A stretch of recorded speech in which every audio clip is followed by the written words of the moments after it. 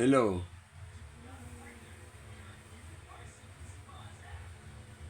Bakit po ang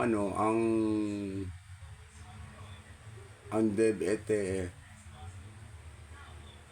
walang budget? Bakit dinodonate ni Vice President Sara yung isang buwan sahod niya? Magkakasya ba yan? Yung isang buwan sweldo? Idodonate? Dahil ayaw niyo bigyan ng budget yung DepEd? Panay ang reklamo nyo? Mahiya naman kayo, nasa Kongreso.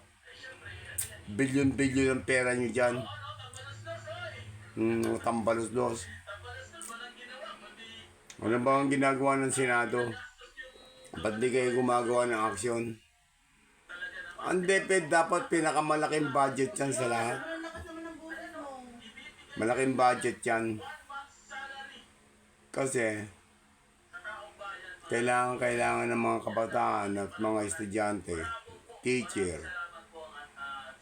ang budget. Kung di nyo bibigyan ng budget ng DepEd, parang binabagsak nyo na talaga yung gobyerno. Ha? Nang dahil ba sa mga tiwali dyan sa loob? Sumusunod na kayo dyan sa mga tiwali dyan eh. Maawa naman kayo sa Pilipinas. Dapat pagtulong-tulungan yan, hindi na lang yung puro na lang bulsa ang iniisip nyo. Ang laki-laki na nga ng budget natin. Dinagdagan nyo ng pinirma na yung budget. 5.768 billion, trillion.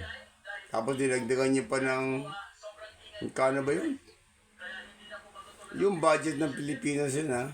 Tapos yung dagdag lang na sinasabi nyo na posibilidad na gagasusin.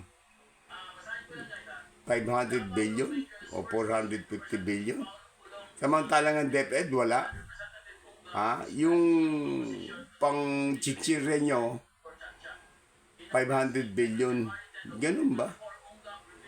Chichirre lang yun ha. Mga miscellaneous na sinasabi. Ano ba kayo? Ano bang klaseng gobyerno ito nandito ngayon sa atin? Nasira yung pag-asa namin. Tuwan-tuwa kami, Marcos na. Bumalik na yung Marcos, pag-asa ng bayan. Wala. Ikalulugmok ng bayan pala. Maawa naman kayo, pag-isipan nyo maigi. Mahiya naman kayo. Ang ganda-ganda ng Congress dati, panahon ni Duterte. Lagi akong nunood dyan. Ang ganda ng mga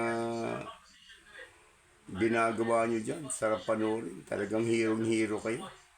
Tinalo nyo pa yung Senado nga eh. Pero ngayon, pagpasok nyo, nagkaluko-luko, nagka-leche-leche na. Kawawa naman ang mga estudyante. Ano pa mangyayari sa Pilipinas pagka ganyan? Napaka walang kwenta. Maawa naman kayo. Maawa kayo sa mga kabataan. Ganyan yata ang gusto nyo mangyari. Mga kabataan, mawala ng pag-asa. Mawala na ng pag-asa mga kabataan. Ganyan yata ang nasa isip nyo. Kasi parang sunod-sunuran na kayo dyan sa mga rebelde dyan sa loob ng Kongreso. Ang kakapal ng mga mukha nyo, kakapal. Mahiya kayo, kakapal nyo. Yung DepEd mo ng budget, nilagyan nyo ng budget kukonti, panay-pareklamo nyo, samantala yung bulsa nyo punong-puno. Pati na yung PCSO, pinasok na. Saan nyo ba dinadala yung pera? Ubusin nyo yata yung pera ng Pilipinas eh. Bago kayo matapos sa term nyo, hindi mangyayari yan. Hindi namin papayagan na talagang malugmok ang Pilipinas ng dahil sa inyo. Umayos kayo. Maawa kayo sa bayan, maawa kayo sa Pilipinas. Para kayong hindi Pilipino na.